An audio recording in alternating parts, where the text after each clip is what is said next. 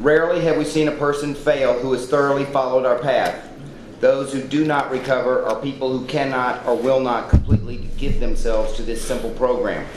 Usually men and women who are constitutionally incapable of being honest with themselves.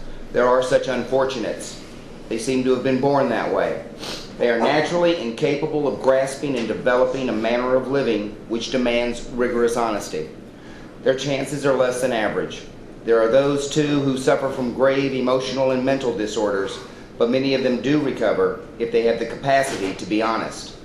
Our stories disclose in a general way what we used to be like, what happened, and what we are like now. If you have decided you want what we have and are willing to go to any lengths to get it, then you are ready to take certain steps. At some of these we balked. We thought we could find an easier, softer way, but we could not. With all the earnestness at our command, we beg of you to be fearless and thorough from the very start. Some of us tried to hold on to our old ideas, and the result was nil until we let go absolutely. Remember that we deal with alcohol, cunning, baffling, powerful. Without help, it is too much for us. But there is one who has all power. That one is God. May you find him now. Half measures availed us nothing. We stood at the turning point. We asked his protection and care with complete abandon. Here are the steps we took, which are suggested as a program of recovery. 1, we admitted we were powerless over alcohol, that our lives had become unmanageable. 2, came to believe that a power greater than ourselves could restore us to sanity. 3, made a decision to turn our will and our lives over to the care of God as we understood him. 4, made a searching and fearless moral inventory of ourselves. 5, admitted to God, to ourselves, and to another human being the exact nature of our wrongs. 6, we're entirely ready to have God remove all these defects of character. 7, humbly asked him to remove our shortcomings. 8, made a list of all persons we had harmed and became willing to make amends to them all. 9, made direct amends to such people wherever possible, except when to do so would injure them or others. 10, continued to take personal inventory, and when we were wrong, promptly admitted it. 11, sought through prayer and meditation to improve our conscious contact with God as we understood him, praying only for knowledge of his will for us and the power to carry that out. 12, having had a spiritual awakening, as the result of these steps, we tried to carry this message to alcoholics and to practice these principles in all our affairs. Many of us exclaimed, "What an order! I can't go through with it." Do not be discouraged. No one among us has been able to maintain anything like perfect adherence to these principles. We are not saints. The point is that we are willing to grow along spiritual lines. The principles we have set down are guides to progress. We claim spiritual progress rather than spiritual perfection. Our description of the alcoholic, the chapter to the agnostic, and our personal adventures before and after make clear 3 pertinent ideas. A, that we were alcoholic and could not manage our own lives. B, that probably no human power could have relieved our alcoholism. C, that God could and would if he were sought. So now we're going to have to start out by writing our 4-step. Our 4-step is an inventory. An inventory is a written list. We don't do an inventory in our heads. We don't do our 4-step in our heads or our 10th step in our heads or our 11th-step inventory in our heads. We write them down. We need to get these things down on paper. Get them out of our heads and down on paper. That's where we can deal with them. First of all, we have to understand what we're looking at here. We're looking at those things which will block us off from God. We're looking at the defects and the insanities and the guilts which will block us from God. And when we look at that, then we remember how critical this is. To be blocked from the sunlight of the Spirit means we cannot recover. Because the only hope of recovery we have in here is to put God between us and the booze. In order to do that, we have to be free of the things which block us from him. And at this stage now, we don't know what they are. We're going to have to find out. We know that things are dreadfully wrong with us. We don't know what it is. We don't know what our present reality is. We're going to have to find out. And the 4-step does that for us, if we follow the directions. Now at the top of page 65, let's take a look here. We're going to be doing a resentment list, and part of what we're going to be looking for is to see how the actions of others have affected us. What has been threatened by their actions. On our grudge list, we set opposite each name our injuries. Was it our self-esteem, our security, our ambitions, our personal or sex relations which have been interfered with? These are the things that have been injured or interfered with by the actions of others. Please notice this doesn't have anything to do with the actions that we took toward them. That comes later. We're not concerned with that right now. I just had the misfortune of having to look at one of the Joe and Charlie charts. It lumps all this stuff together, and that doesn't work. And I tell you why it doesn't work. We're not looking here at comparative fault. We're not looking here to say, they did this to me, but then look what I did to them, and I shouldn't be mad at them, they shouldn't be mad at me. It all comes out as a wash. That's balderdash too. Doesn't work that way. The resentment's there whether we like it or not.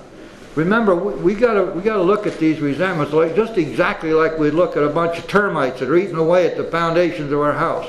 You can't see them. Maybe once in a while one of them will fly out and you say, ooh, that looks like a termite. But they're down there nevertheless. They're chewing away, and one of these days you're going to fall through the floor and break your neck. So we got to call in the celestial exterminator. And we're going to get rid of these little rascals, every one of them, right on down to the queen. When they're all gone, then we can go in and repair the damage, because there is definitely going to be damage there. What happens when we ignore them? What happens when we say, well, gee, termites aren't all that bad. I mean, I just tracked in a bunch of ants from outside. They're crawling around the floor. Well, ants and termites, it's a non sequitur. Who cares whether there are ants in the house if the termites are eating away the foundation? Got it? So we're going to take this stuff one at a time. Right now, in our four-step, our job is to find out whom we resent and why, and what it is they've been doing, and how it's affected us. And then, after we have found out whom we resent and why, then we're going to follow the directions in the big book, and we're going to be set free from these resentments before we ever get to look at ourselves. We don't engage or indulge ourselves in comparative fault here. Regardless of what anybody out there says, pick up the book, read the book, you'll see this is what we're doing. It's all right here. This is what works. And remember now, a lot of people say, oh, well, Jim, you're just one of those big book pounders and all that. Well, that's true. I admit it. Big book thumper? Yes, thank you very much. I agree with you. I am. Why? Well, I can tell you this much. Millions of people have used what's in this book to recover. Why in the world would you expect me to ignore that? Why in the world would you expect any of us to ignore that? Why would you expect that when we are trying to learn how to work the steps that we would go somewhere else? How many successes do Joe and Charlie have?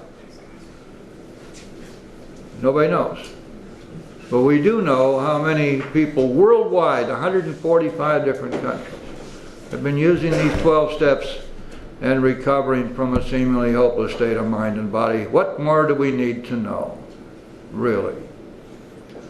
Now, when we take a look then at the book, we can see exactly what we need to do. We're going to have to start filling in these three columns, and please notice that these are narratives. There's no generic terms here. We're going to write down what these people did to hurt us. Then you ask yourself, well, wait a minute, who goes on this list?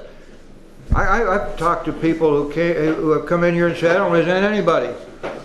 Oh yeah, well, of course I resent God, and then my last sponsor told me I resented myself. I was supposed to write down myself and why I resent myself, and I have to ask that person, how are you two people? How can you resent yourself?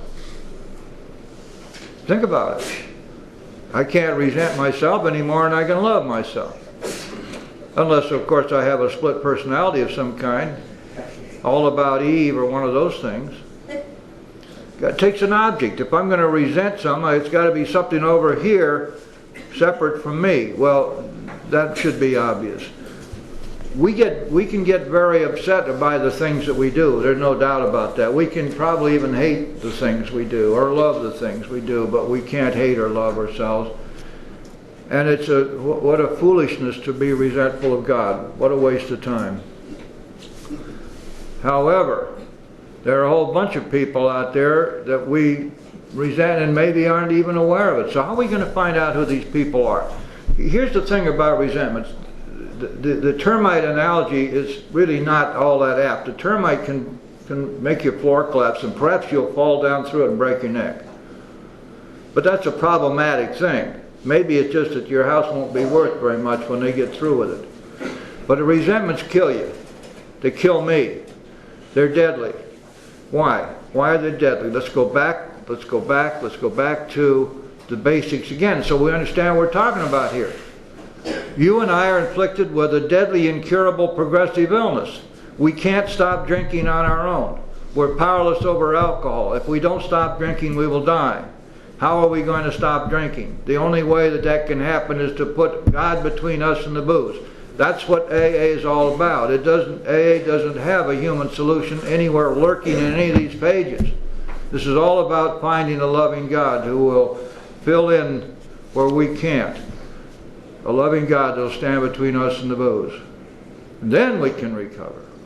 But until we reach a point where we are no longer blocked off from God, till we reach a point where we're capable of having a spiritual awakening, none of this is going to work. And so when we look now at resentments, we have to look at that cancer which is eating away at us, because these resentments block us from the sunlight of the Spirit. We can't recover so long as we allow them to exist. They're cancerous. They're eating us alive. We have to be rid of them all. We don't want to leave any. Now, if we want to do that, how are we going to find out whom we resent when so much of this stuff is hidden? We've forgotten about it. We have deliberately pushed it out of our minds. We have rationalized it away. Maybe only on rare occasions through deja vu, something will click in our head that we'll remember the pain of 20 years ago. But that pain is still there. So how are we going to find out who these people are? How do we find out whom we must write about in order to be thorough, in order not to miss anybody, in order to be sure that we can be freed from all of these things which will kill us? It isn't in the book, but this is what works. We simply write down the names of everybody who was ever significant or important in our lives. Go right back to the very beginning, our families, our extended family, teachers, friends, employers, boyfriends, girlfriends, coming on up, whoever was in contact with us in any significant way.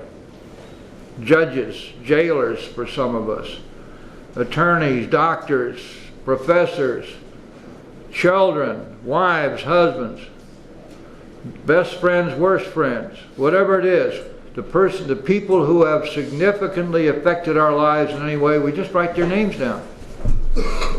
Now this does two things for us. First of all, it helps us get started writing, because it's a non-threatening type of writing. You see, we're just going back into memory, and we're culling our memory. But that's what it's doing. It's getting our memory revved up. Because going back, we now have to begin to remember and begin to pull things out. We don't have to do anything about these folks right now. We just have to remember their names and write them down. When we get that list completed, now we want to find out who's going to go over here in this resentment list on page 65. Who's going to be in this first column over here? It says, I'm resentful at.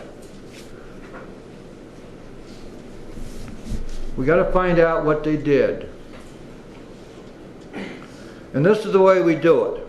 We ask ourselves 5 questions about each person on our significant persons list. The first question, did this person anger me in any way? Second question, did this person threaten me in any way? Remember that threat always goes before anger, because fear is the progenitor, the trigger for anger. Did this person anger me? Did this person threaten me? Number 3, did this person wrong me in any way? Number 4, did this person harm me in any way? And number 5, was this person unfair to me in any way? Now the reason we put that unfairness in there is because we want to make sure that we pick up everybody who needs to go on this list. And sometimes it's hard for us to be willing to blame another person for having been harmful or wrong or hurtful, but we don't have any trouble saying that they were unfair. And when we find that they were unfair, we're going to find out that we can resent unfairness just as quickly as we can any harm that they may have done that would be identifiable as a wrong. Sometimes, as a matter of fact, you'll get sponsees if you're working as a sponsor who will almost refuse to put down any pejorative term which relates to other people, but they don't have any problem saying that person was unfair to me. And then when we start writing about that, what did they do that was unfair? And it turns out that it fit every definition you can think of being harmful and threatening and wrong. So that's another, simply a way that we have of getting to the truth so that we don't leave anybody out who needs to be here. Once having answered those questions, if we answer yes to any one of those 5 questions, we're going to put that person's name right over here in this first column. I'm resentful at. There's only one exception to that rule. Notice that the term is I'm resentful at, which means I am resentful at, which means this is present tense. If you know for an absolute fact, there's no doubt in your mind that whatever resentment you may have had about the action they took in the past, that resentment is no longer there, it's gone. If you're sure of that, then you can leave them off this list. But I would always say, err on the side of caution, please, because our minds play such tricks upon us. For example, it's very difficult for us to find fault with people upon whom we have depended. We don't want to find fault with them. It will weaken the base of our dependency. And so we'll find all kinds of excuses. A lot of times we'll be blaming ourselves rather than them. We'll say, well, no wonder they did that, but that's because I was such a bad girl. We're going to take it upon ourselves rather than weaken the base of our dependency. So we have to be careful about that too. Once having written down the names, finding out whom we will put on in this first column, then we go to the second column. This is entitled The Cause, and here we write out a narrative description of the anger, of the wrongs, of the threats, of the harm, of the unfairness. We write it down. What did they do? We're looking at their actions, not generic terms that might describe a whole complex of behavior. Because our resentments are not going to flow from some academic definition which some psychiatrist has told us, well, all of that shows that they were manipulative. So all I got to do is write down manipulative. What the hell does that prove? What did they do that was manipulative? How did they manipulate you? How did you feel that manipulation? What did it do to you when they manipulated you?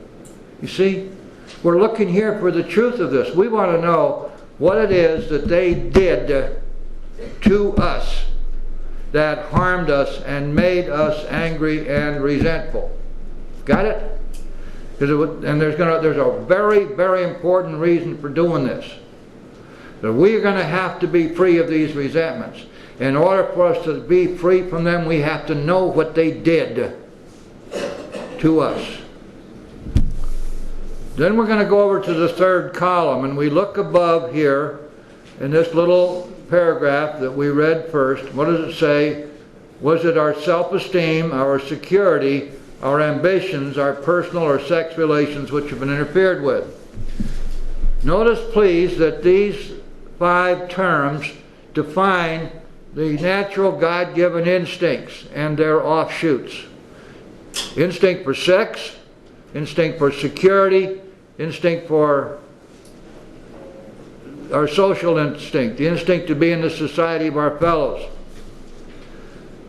Therefore, what we're really looking at here is the actions of others which affected our natural instincts, affected us right down deep where we live. Remember again, natural instincts are below the level of conscious thought. And therefore, we don't have any control over this stuff. Self-esteem. The self-esteem goes directly to the question of survival. The question of survival is the question of our security. Security is self-explanatory. To be secure in our persons, to secure the safety of people who depend on us. Our ambitions goes clear across the field of relationships. Personal relations, that has to do with society. Sex relations, self-explanatory. When we look at these things, we realize what we're really looking at here is that the actions of others were seriously disrupting and affecting our natural instincts, which means that those things which God gave us no longer work for us, they work against us. We're no longer sane, we're insane. And over here in the right-hand column, we're going to write down which of these was affected or injured by the actions of others. And notice further that in every instance there is a fear involved, and it's simple to understand this now. We would not be angry, we would not be resentful if there were not a fear. You wouldn't be mad at me if I didn't threaten you in some way. There is always a fear involved. And we find that as we do our resentment list. And we go right on down through those people we have identified by the answers to our questions, and we write them down in this list, just as it shows us here. And we do not yet look at ourselves. That comes later, as we shall see. At the bottom of the page,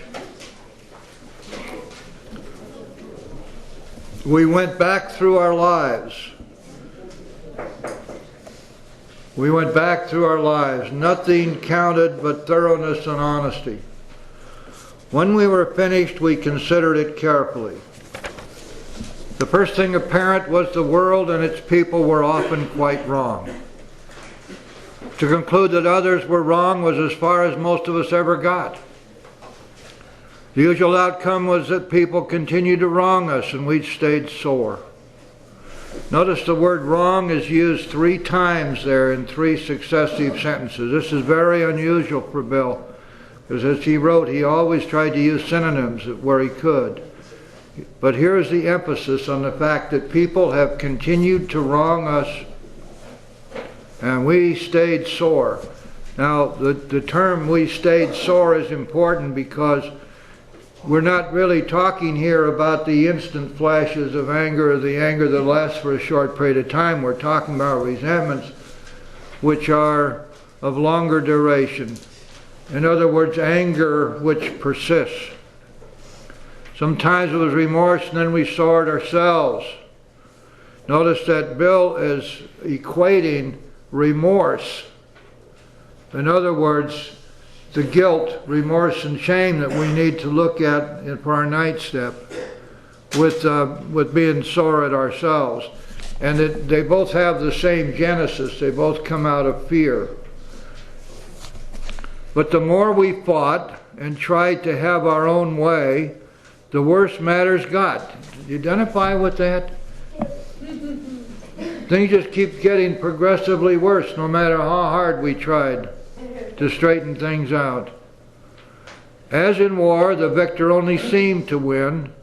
Our moments of triumph were short-lived. Think about the times that you may have sought revenge or thought about revenge or fantasized about revenge or gotten revenge for that matter. Paid them back. Show them that they can't get away with this.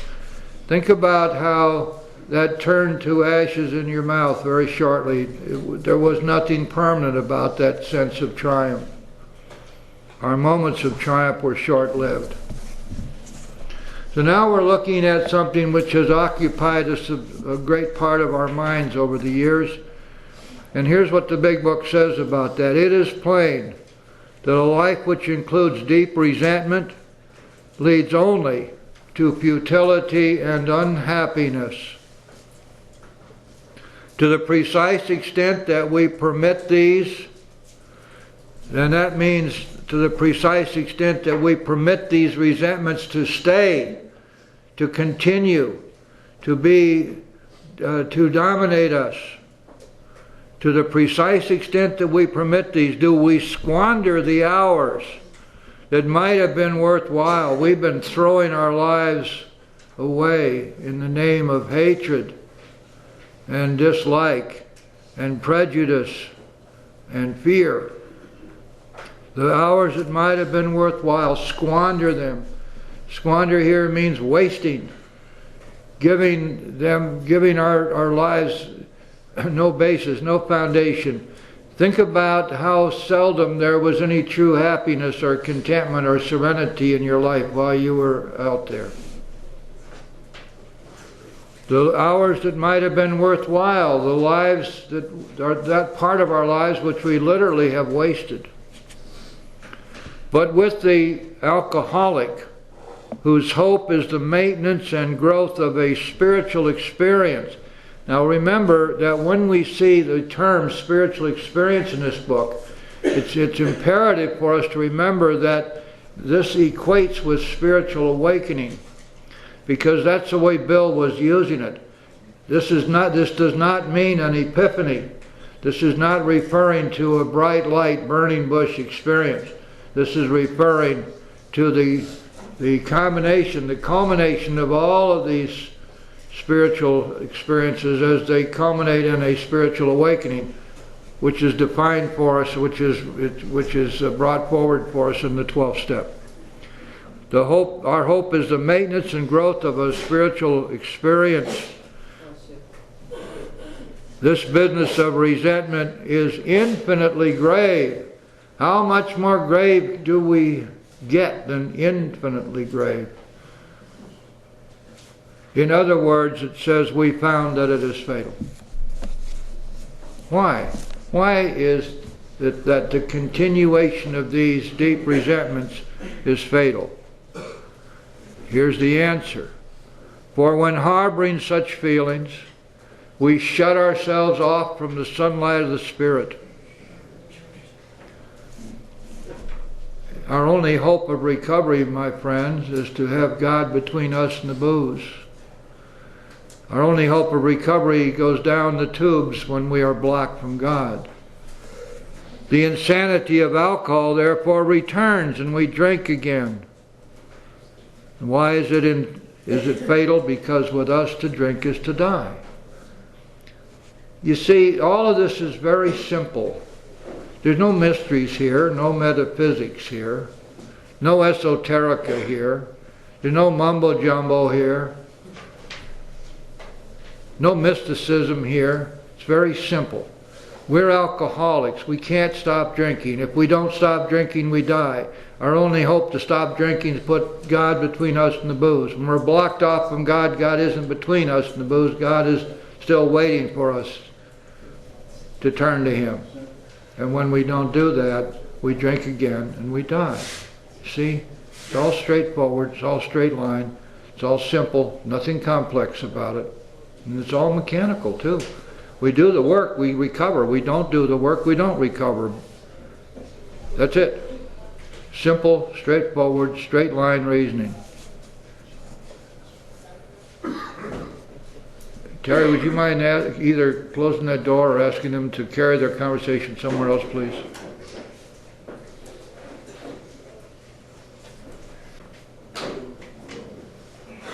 Thank you. With us to drink is to die. Now we go on page 66.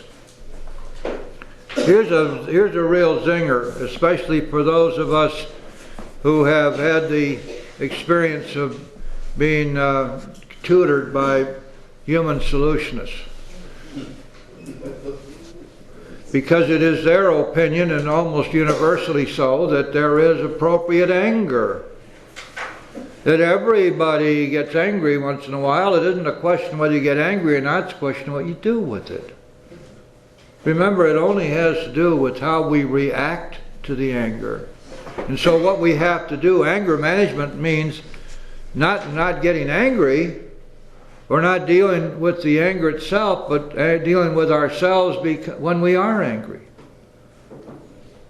And that may be absolutely wonderful for people not under a sentence of death, but we are. Let's see what this says. If we were to live, now that means, does it not, as opposed to die? If we were to live, as opposed to die, we had to be free of anger.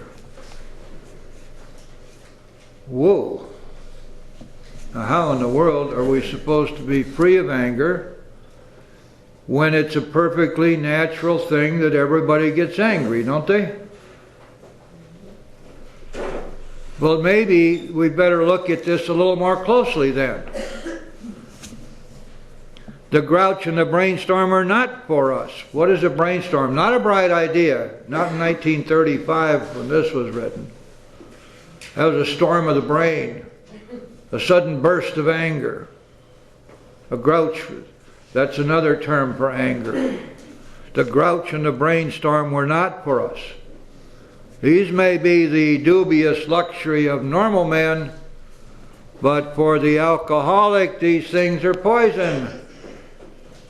You wonder why you're running around feeling as though you're sick all the time and you're dealing with untreated alcoholism and all you have is one anger attack after another. That's why.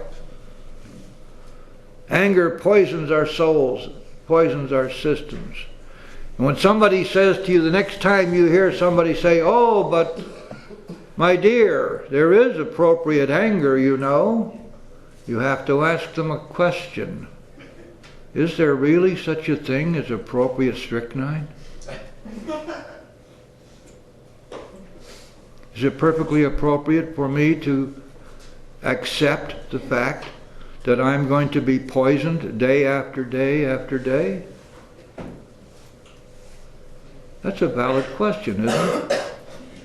And if it is not appropriate for us to be allowing ourselves and to be accepting as a fact that we need to tolerate being poisoned day after day, then maybe we ought to be looking for a solution, a real solution. Wouldn't you think? I do. And then you say, well, wait a second. Is there a solution? Are the human solutionists right when they say that everybody gets angry? It's a perfectly normal response. You just have to learn how to deal with it. Go ahead and be angry, just don't act on it. Good. Oh, that's wonderful. While it's tearing my guts out, I don't even get to release it. But there's got to be a better way. There's got to be some other way. Otherwise, we're doomed. We cannot tolerate poison in our systems ad infinitum, can we? Yes, there is a better way. There is a different way. We don't have to tolerate being angry. You don't have to. Let's read this next paragraph and see what it says. We turn back to the list. That's our resentment list now. Remember, we're not looking at ourselves yet. This is our resentment list. For it held the key to the future. This list, this resentment list, holds the key to our future. Put it another way, if we're not willing to deal with these resentments and with the angers which are constantly with us, we're not going to have a future. These things are fatal. We're prepared to look at it from another entirely different angle. We began to see that the world and its people really dominated us. In that state, the wrongdoing of others, fancied or real, had the power to actually kill. Please notice that what we're dealing with here, and there's a good reason for this now, is the wrongdoing of others. But the human solutions say, oh, but you got to look to yourself. You got to see what you did. You got to see how you reacted. No. Our resentment list deals with the wrongdoing of others. There's a good reason for that. Because we're headed toward a spiritual solution to this horrible problem. How could we escape? See, here's the problem. Here's the stuff that's killing us. How could we escape? We saw that these resentments must be mastered, but how? We could not wish them away any more than alcohol. Which means precisely this. We are as powerless over our resentments as we are over alcohol. Remember back there, in a couple of pages back, we found we were as powerless over self as we are over alcohol.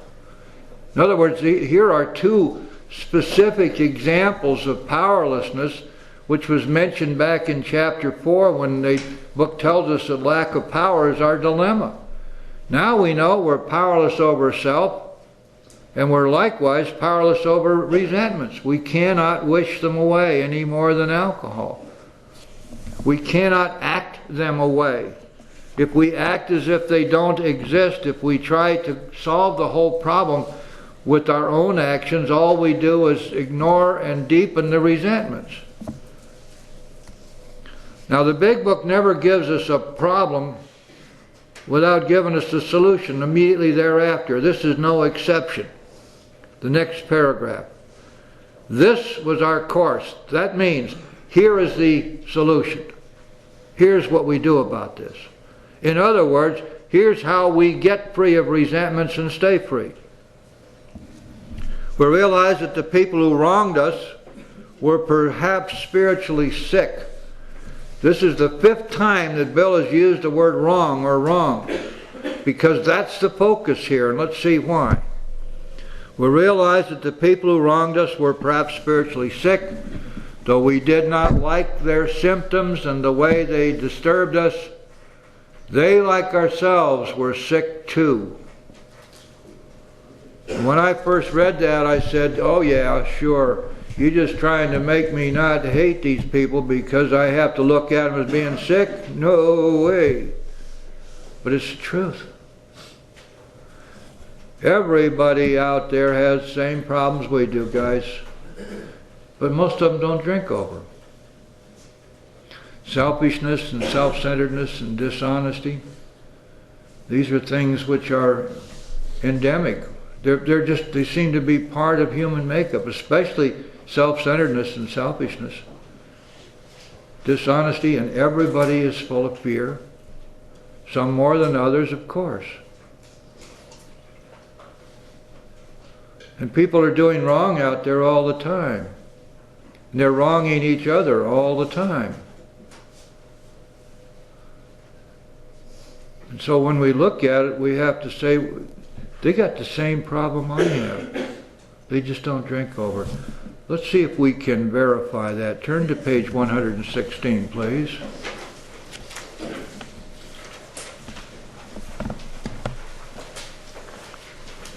The second full paragraph, begins right in the middle of the page.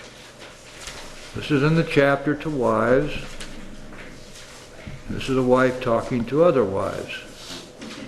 We have elsewhere remarked how much better life is when lived on a spiritual plane. If God can solve the age-old riddle of alcoholism, He can solve your problem too. Listen to this now. We wives found that like everybody else, the whole world, we were afflicted with pride, self-pity, vanity, and all the things which go to make up the self-centered person. And we were not above selfishness or dishonesty. As our husbands began to apply spiritual principles in their lives, we began to see the desirability of doing so too. You see, it's upon this basis that Al-Anon family groups came about. The recognition of the early wives that they had the same problems their husbands had. That their problems, their troubles came exactly from themselves. That selfishness, self-centeredness, that we think is the root of our troubles. That our problems of our own making, they arise out of ourselves, and the alcoholic is an extreme example of self-will run riot. Same thing with the rest of humanity, guys. And so when it's not hypocritical for us to say, okay, these people who harmed us spiritually sick too. And though I don't like the way they disturbed me, they, like myself, were sick. And so therefore, top of page 67, we ask God to help us show them the same tolerance, pity, and patience that we would cheerfully grant a sick friend. When a person offended, we said to ourselves, this is a sick man. How can I be helpful to him? Notice that we ask about being helpful first. This is the first time we see this since we got through with our third step prayer. But here it comes right back again. Our emphasis is on being helpful.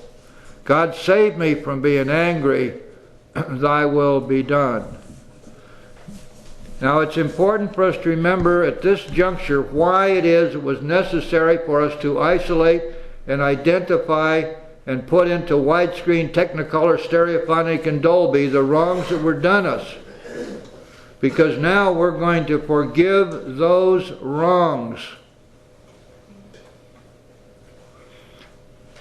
And the way we do that is so simple, and it always works. We simply ask God for the willingness to forgive. Because now we know what we're forgiving. Not some generic terms, not some stuff, psychobabble stuff. This is what they did. I am forgiving the wrongs that my uncle did to me. And God, please make me willing to do that. Now, when we ask for the willingness, we find that it will come. And you want to mark in your book page 552. You will find on page 552 a paragraph which tells us specifically how we go about doing this prayer. The paragraph begins, he said in effect. Please read that, please understand it, and please use it. And every time we feel angry during the day, let's recognize the source of the anger. The source of anger is always fear. There is a threat of some kind. You would not be angry with me if I didn't threaten you in some way. The first thing you ask yourself is, what are you afraid of now? What's the threat here? If the threat's not real, if the fear goes away, there'll be no anger, will there? So we got lots and lots of tools to deal with this here. That's why we have a 10th step, guys. That's why as we go through each day, we watch out for these angers when they come up. We write them down and we ask God to take them away. And we pray for the people who anger us. Because we know we can't live with anger. It's a poison for us. We have to stay free of it. And we got all the tools to do it. The problem always is whether we're willing to use the tools or not. Petition the Board of Directors to utilize our time on Saturday night, some week in February, I don't know which week yet, to hold a spaghetti dinner. And they're asking us if we are willing to relinquish our Saturday evening, both meetings, in order for this other group to put on a spaghetti dinner. That's the question on the floor. We've done this once before. I think we even made room for a wedding around here once. Yep. I'm going to Oh, I I'm going to tell you this, that missing one Saturday night put the group off sync, and the following week we had about 20 or 25 people fewer than have been coming before. I guess we're all pretty much creatures of habit. However, that's not to say that we ought not to do it. It's not my place to do that. But it is my place to open the floor up immediately for a few moments if anyone would like to speak yea or nay to this issue. Should we give up our complete Saturday evening, some Saturday in February, for another group to hold a spaghetti dinner? Who would like to speak to the issue? Yes, ma'am. No, I think they can hold it at St. Clements. Speak up, please. No, I think they can hold it at St. Clements or something. No, you guys in the clean room, you want to get your 2 cents worth into this too?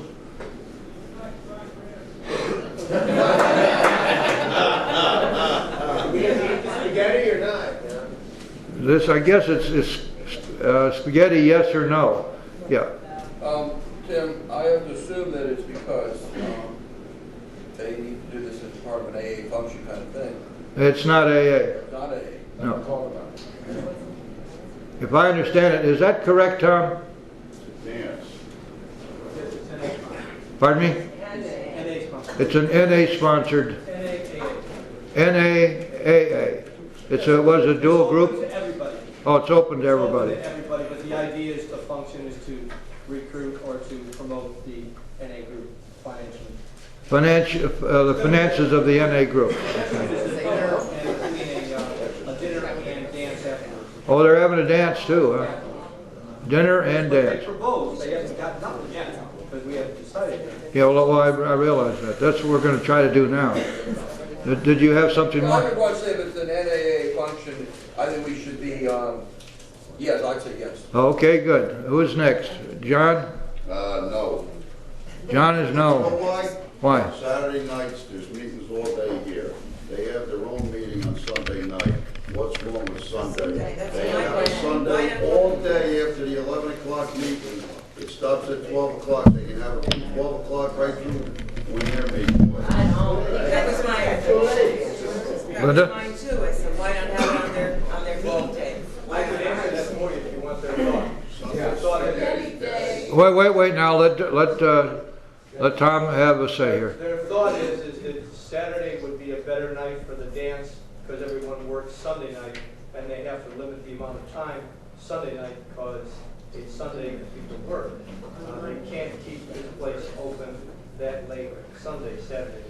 That's their thought pattern. That's not Okay. a selfishness, it's not that would be a better night for them. Yes, Kim. That's what they said. Kim?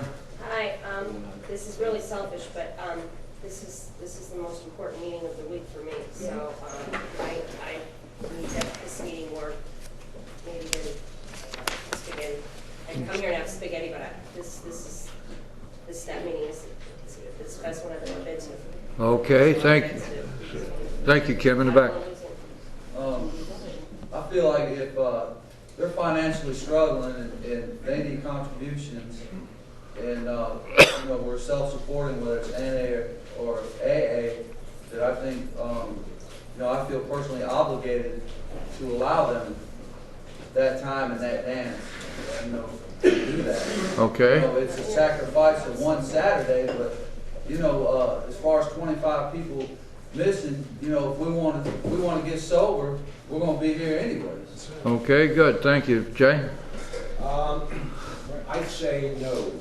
I'd say no. So this meeting is too important to me, and I think everybody else is sitting here. And if they really want to have that meeting, I'm sure they'll have no problem finding a place over at the 12-step house. They don't have much going on Saturday. Okay, Jay? Yes, Candy? Yeah, absolutely. They could do it there. Why not? Now for me, I look forward to this meeting every day. And this is becoming the crux of my recovery. I need this meeting. Jim, I think we got our answer. Yeah. Pardon me? I think we got our answer.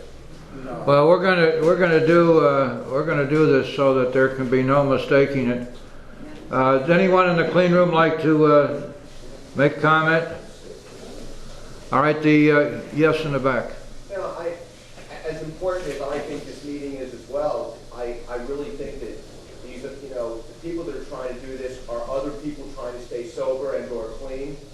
And I think that to give up one Saturday, that if we could find another place to meet, or if we could meet earlier, to give them this one time, because maybe the newcomers may need to see that social interaction.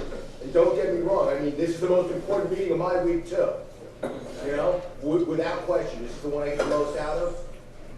I just think that as selfish as, yeah, I just think we ought to be able to give them that. Okay. Saturday. I don't see anything wrong with that. Okay, thank you. Yes, Harry. I was just thinking that maybe on that 1 week, so that it can work out for both of us, maybe we could meet here even Sunday night, and that they could still have their get-together till midnight or whatever on Saturday. It's all right, that's another thought. Tom, one more and then we'll take a vote. Well, actually, would we be able to afford it? Because we have to take so much money in every week. Yeah, We because pay we a don't- lot of money We don't for pay, Saturday. we don't pay rent for that week if we don't have a meeting, so. Oh, we don't? Okay? Good job. Are we ready? Are we? Yes, Jay? Just wanted to mention, I know for a fact, the 12-step house has nothing going on Saturday night. You're right. There's plenty of room there. Okay. Now look, we're not gonna get into any kind of a internecine squabble here. What we're gonna do is I want each of you, see, there is a I hate the term, I hate the word, but we're going to use it here anyway. There's an issue here which may be one which we each need to think about just for a second. I want you to say a little prayer, and I want you to consider in your conscience what you believe the best thing for us to do is, and then we're going to take a group conscience, however that comes out. We're going to say thank you, God, and we're going to go on with our meeting.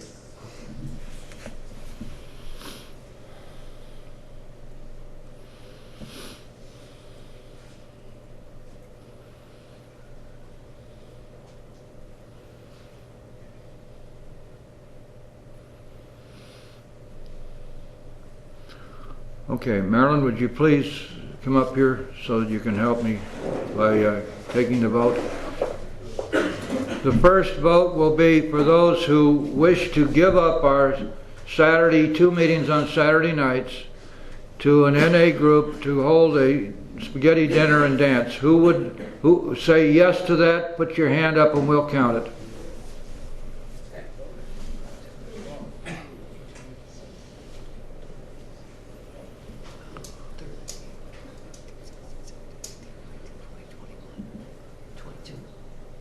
You got them? Any in the back?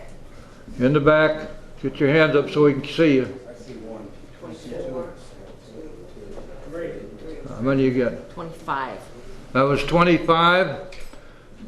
Those who are opposed to giving up our Saturday for NA dinner dance. 1, 2, 3, 4, 5, 6, 7, 8, 9, 10, 11, 12, 14, 15, 16, 17, 18, 19, 20, 21. Did everybody vote back there? Get your hands up back there so we can count you. We have people that haven't voted. Well, that's their choice. What's the vote? All right, 1, I think 2, 3, 4, 5, 7, 8, 9, 10, 11, 12, 13, 14, 15, 16, 18, 19, 20, 21, 22, 23, 24, 25, 26. It's like a tie. It's 25, 26. 26 to...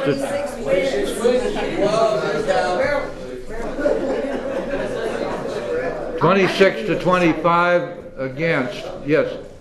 Well, I mean, I don't know, but can't we not just like make it at 6 o'clock until 7:30 and make everyone happy? There's a 6 o'clock meeting here. There is another meeting. There's another meeting here. Yeah, then can we like make it just for an hour that week, 6, 7 to 8, and still make everyone happy, and then they can have the concert from 8 till whatever, and then we'll just only pick up one. Make it an hour earlier. Just make it for an hour, 7 to 8. and That's then fine, we're Okay, guys.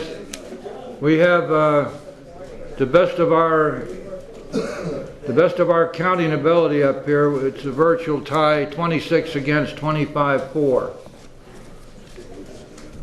Because I might have miscounted. I don't know what the heck to do now. What I'll do is I'll bring that vote to the board and let them decide. Yes, please do that. That's the way to do it. Thank you, Tom. Once they know that there's this much controversy over the meeting, they'll probably tell them no. We don't, the last thing I want to do is to see us have any controversy in our group about The this. board was very reluctant even to propose this to us because of the fact that meetings come first, AA tradition-wise. All right, good. Thank you very much for that, Tom. I got to tell you, this guy, Tom, has been a wonderful friend to our group right from the beginning. He's a charter member. Thank you, Tom, for doing that. I want to thank you all for participating.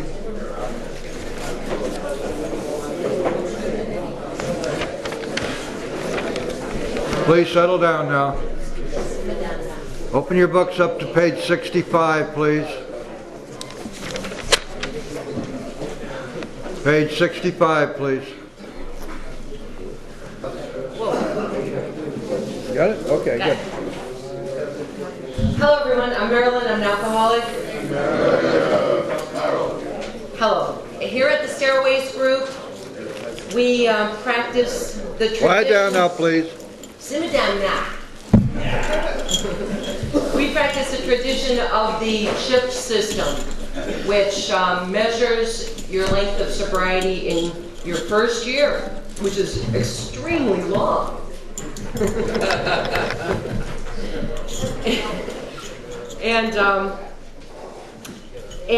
We start with the white chip. Oh, by the way, we use poker chips because these symbolize that you are gambling with your lives if you pick up a drink. And the odds are very bad. In fact, it's a fatal illness. There's slim none, there is no slim. You die if you drink, if you're an alcoholic like me. So anyway, we start with